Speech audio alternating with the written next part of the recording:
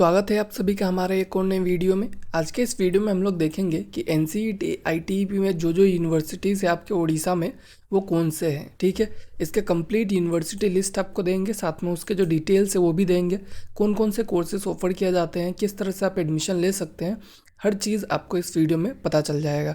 तो वीडियो को एंड तक देखिए ताकि आप उड़ीसा में अगर आप रहते हैं तो आपको उड़ीसा के अंदर जितने भी एनसीईटी आईटीईपी इंस्टीट्यूट से उसके बारे में पता चल सके। ठीक है, तो चलिए वीडियो को स्टार्ट करते हैं।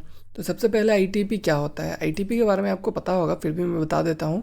आईटीईपी क्या है? आपका इंटीग्रेटेड टीचर एजुकेशन प्रोग्राम, जो कि आपका एक 4 year integrated under graduate degree है। ठीक है, इसमें आपका 2 डिग्री को कंबाइन किया जाता है। सबसे पहला है बैचलर डिग्री, जो आपका बीए डिग्री होता है, उसके बाद आपका बीएड जो होता है, बैचलर ऑफ एजुकेशन डिग्री। ठीक है, इन दोनों को कंबाइन किया जाता है। ये जो है आपका NEP 2020 में लॉन्च किया गया था, और ये इसलिए इम्पोर्टेंट है आपका आईटीईपी क्योंकि आपका 2030 से ऐसा है कि अगर आपको टीचर बनना है तो आप जो है सेपरेट बीएड नहीं कर सकते हैं, आपको बस आईटीईपी के थ्रू ही मतलब मिल सकता है। ठीक है, तो सेपरेट बीएड जो है वो हटा दिया जाएगा 2030 के बाद, इसलिए आईटीईपी जो है आपको ज़रूरी है अगर आपको टीचर बनना है तो। ठीक है, तो एडमिशन जो है आपका NCET national common entrance test जो होता है उसके बेस पे होगा। ठीक है, 2025 में हुआ था, 2026 में फिर से होगा, तो उसके बेस पे आपका जो एडमिशन है वो हो जाएगा। ठीक है, तो वो हो गया आपका आईटीईपी का कोर्स। इसके बाद एनसीईटी का आपका एलिजिबिलिटी क्राइटेरिया क्या है। तो आपको एनसीईटी में एलिजिबल होने के लिए कुछ नहीं करना है, आपको बस 10+2 यानी कि क्लास 12 जो है वो किसी भी रिकॉग्नाइज बोर्ड से क्लियर होना चाहिए, सीबीएसई, आईसीएसई, उड़ीसा बोर्ड या फिर कोई भी बोर्ड। ठीक है, मिनिमम मार्क्स आपका क्या है, जनरल कैटेगरी का 60 और ईडब्ल्यूएस का भी 60, ओबीसी से है तो 55 और एससी एसटी पीडब्ल्यू से है तो 50। ये आपका क्लास 12 में एग्रीगेट मार्क्स इतना रहना चाहिए, तभी जाके आप जो है वो एनसीईटी में अप्लाई कर सकते हैं। ठीक है, और आपको कहीं पे भी मिल सकता है, तो इसलिए ये तो आपका मिनिमम एलिजिबिलिटी क्राइटेरिया है जो कि हर कोई मीट करता ही है ऑलमोस्ट। उसके बाद आपका यूनिवर्सिटी लिस्ट का बात करते हैं, तो इसमें मैं वीडियो में 2 टाइप के यूनिवर्सिटीज़ बताऊंगा। देख ठीक है, टोटल पार्टिसिपेटिंग जितने भी इंस्टीट्यूट है उड़ीसा में, 2 मेजर कैटेगरी है आपका। एक होता है प्रीमियर सेंट्रल स्टेट इंस्टीट्यूशन, जो कि आपका बहुत ही हाईफाई है। ठीक है, उसके बाद आपका स्टेट गवर्नमेंट या फिर ऑटोनोमस कॉलेजेस वगैरह जो है वो है। तो कैटेगरी ए में आपका आईआईटी भुवनेश्वर और सेंट्रल संस्कृत यूनिवर्सिटी, ये 2 आता है। उसके बाद हमारा बहुत सारे और भी ऑटोनोमस कॉलेजेस इंस्टीट्यूट्स वगैरह है, उसके बारे में भी देखेंगे। तो सबसे पहले हम लोग देखते हैं आईआईटी भुवनेश्वर। इसमें भी आपको आईटीईपी प्रोग्राम मिलता है, तो इसके लिए आपको यहाँ पे बीए बीएड ऑब्वियसली नहीं मिलेगा, इसको बीएससी बीएड मिलेगा। ठीक है, लोकेशन ये आरगुल खोरडा उड़ीसा में है। ठीक है, ये आपका सीट 50 सीट्स होता है टोटल। अगर आपको यहाँ पे कांटेक्ट करने के लिए इन्फॉर्मेशन भी हमने दे दिया है। तो आईआईटी का इतना ही है कि अगर आपको आईआईटी में बीए बीएड बीएससी बीएड में एडमिशन लेना है तो आपको जो है एनसीईटी देना पड़ेगा, और आप जो है इसमें एडमिशन ले सकते हैं। उड़ीसा में अगर आप रहते हैं तो आपके लिए एक बहुत ही अच्छा ऑप्शन है आईआईटी भुवनेश्वर, जहाँ पे आप आईटीईपी प्रोग्राम जो है कर सकते हैं। उसके बाद आपका सेंट्रल संस्कृत यूनिवर्सिटी। ठीक है, इसका जो पुरी वाला कैंपस है, इसका जो लोकेशन का बात किया जाए पुरी उड़ीसा में है। ये आपका 1865 में इस्टेब्लिश हुआ था, बहुत ही पुराना है। ठीक है, और इसका बात किया जाए तो एक सेंट्रल यूनिवर्सिटी है जो कि पूरा फुल्ली सेंट्रल गवर्नमेंट इसको फंड करता है। ठीक है, इसमें आपको दो इसमें भी आपको बस बीए बीएड देखने को मिलेगा, बीएससी बीएड नहीं मिलेगा।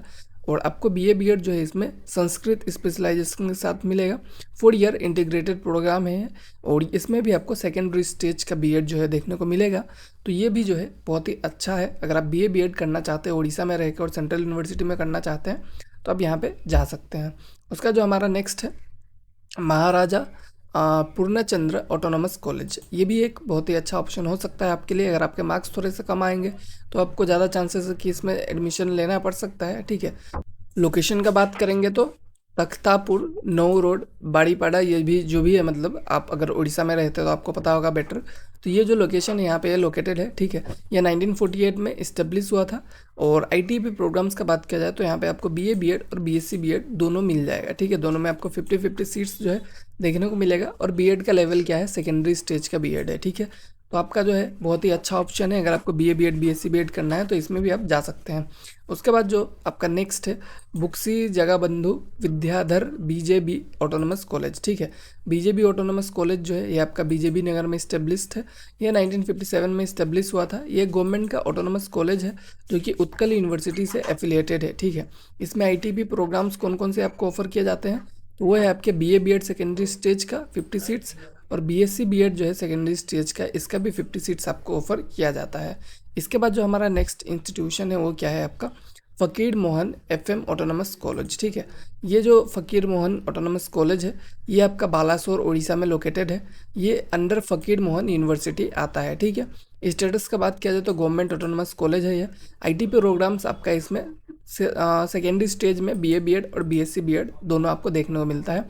50 सीट्स दोनों में रहेगा। ठीक है, सबसे बेस्ट बीएड आपके लिए सेकेंडरी स्टेज का ही होता है, क्योंकि इससे आप मतलब कि सीनियर सेकेंडरी स्कूल्स में पढ़ाने के लिए एलिजिबल हो जाएंगे। ठीक है, तो सेकेंडरी स्टेज का बीएड जो है बहुत ही अच्छा है, जहाँ पे भी आपको मिलता है। मैं यही कहूँगा प्रेफरेबली आप सेकेंडरी स्टेज का बीएड ही कीजिए। ठीक है, इसका जो हमारा नेक्स्ट इंस्टीट्यूशन है वो क्या है आपका, नेक्स्ट इंस्टीट्यूशन है आपका समता चंद्रशेखर ऑटोनमस कॉलेज। ठीक है, ये आपका पुरी उड़ीसा में लोकेटेड है। इस्टेब्लिशमेंट इसका 1944 में हुआ था। ये भी एक गवर्नमेंट ऑटोनमस कॉलेज है। एफिलिएशन इसका भी उत्कल यूनिवर्सिटी से है। ठीक है, नेक एक्रेडिटेशन का बात किया जाए तो ग्रेड ए है इसका। और इसमें कौन कौन से प्रोग्राम्स आपको देखने को मिलेगा, बीए बीएड मिलेगा और आपको बीएससी बीएड मिलेगा, दोनों सेकेंडरी स्टेज पे 50-50 सीट्स जो है। ठीक है, तो इसमें भी आप जा सकते हैं, ये भी आपका एक बहुत ही अच्छा ऑप्शन है। उसके बाद नेक्स्ट हमारा क्या है, एडमिशन प्रोसेस देखते हैं हम लोग। ठीक है, ये इंस्टीट्यूट्स थे। उसके बाद आपको अगर एडमिशन चाहिए इन इंस्टीट्यूट में तो आपको किस तरह से एडमिशन जो है वो मिल सकता है। सबसे पहले आपको क्वालिफिकेशन देखना पड़ेगा। अगर आप क्वालिफाई करते हैं, मैंने आपको बताया था स्टार्टिंग में, तो अगर आप क्वालिफाई करते हैं तो आप एनसीईटी एग्जाम के लिए रजिस्टर कर लीजिएगा। फिर एनसीईटी का आपको अपेयर करना है। सॉरी, ये 2026 होगा। ठीक है, क्योंकि इसमें आपको 2026 में ही एडमिशन मिलेगा, 5 में तो हो चुका है, तो 2026 में आपको रजिस्टर करना पड़ेगा। एनसीईटी का जब रिजल्ट स्कोर आएगा एग्ज़ाम आने के बाद, एग्ज़ाम देने के बाद, तो आपको उसको चेक करना है। फिर आपको जिस कॉलेज में भी मिल रहा है अपने मार्क्स के हिसाब से, उस हिसाब से मतलब आप प्रेडिक्ट करके क्या कर सकते हैं, उसमें फॉर्म फिल कर सकते हैं। फिर मेरिट लिस्ट आएगा और अगर आपका नाम आता है तो आप डॉक्यूमेंट वेरिफिकेशन कीजिए और फाइनल एडमिशन और रजिस्ट्रेशन आपका हो जाएगा। और इसी तरह से अपडेटेड रहना है आपको, ताकि आप कोई भी चीज़ मिस ना करें। कब एग्ज़ाम होगा, कब फॉर्म आएगा, कब फॉर्म फिल करना है, कैसे करना है, सब कुछ आप जानते रहेंगे अगर आप हमारे साथ जुड़े रहेंगे। तो आपको कुछ भी मिस नहीं करना है, तो आप क्या कर सकते हैं, हमें सब्सक्राइब कर सकते हैं, हमारे साथ जुड़ सकते हैं। ठीक है, बाकी आज का जो वीडियो था यहीं पे ख़त्म होता है। अगर आपका कोई डाउट है तो आप हमें कमेंट में बता दीजिएगा। बाकी थैंक यू ऑल।